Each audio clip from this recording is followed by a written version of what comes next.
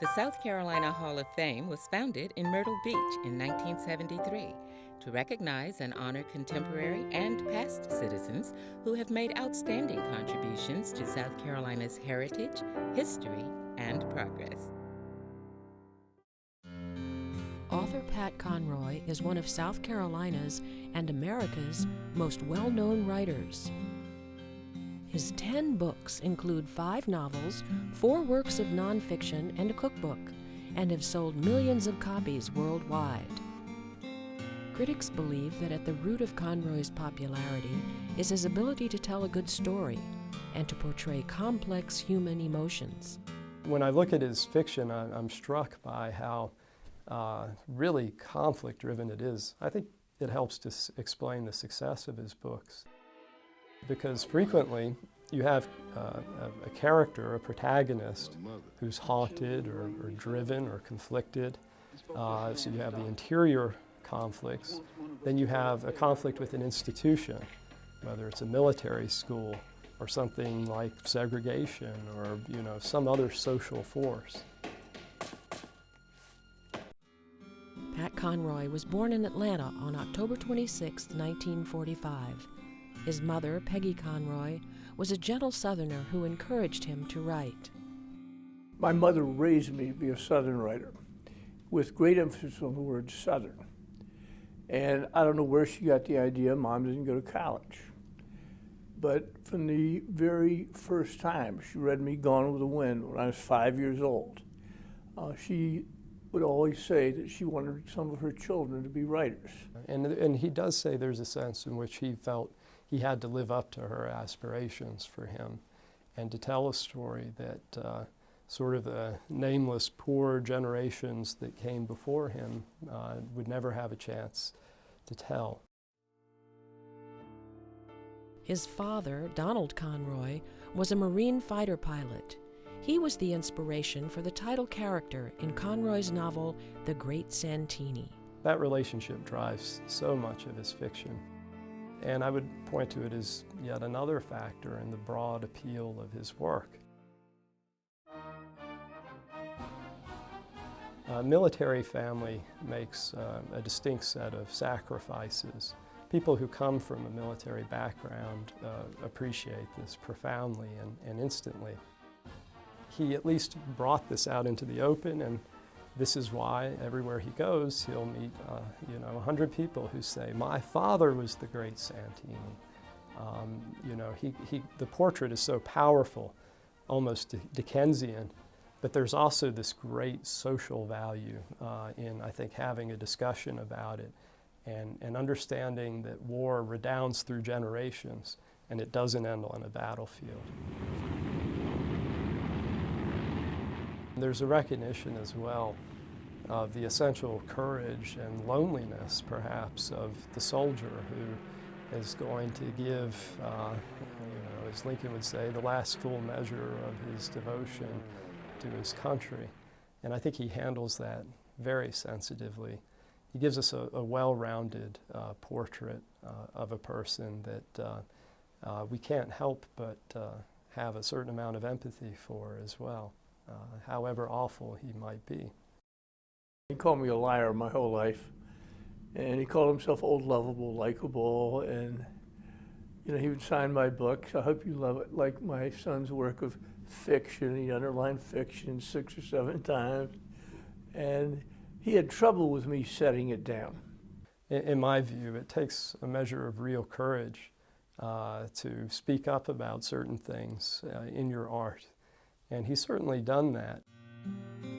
The Water is Wide, published in 1972, tells the story of a year Conroy spent as a teacher in a one-room schoolhouse on Defusky Island on the South Carolina coast, and the racism and deplorable conditions he witnessed there.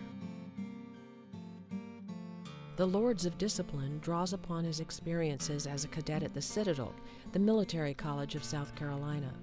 The novel's depiction of the school's harsh practices caused a rift with the Citadel that was not healed until 2000, when Conroy was awarded an honorary degree and asked to deliver the commencement address the following year.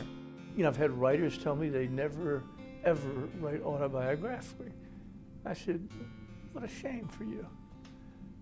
There's so much there. And if you're honest with yourself, there's so much there.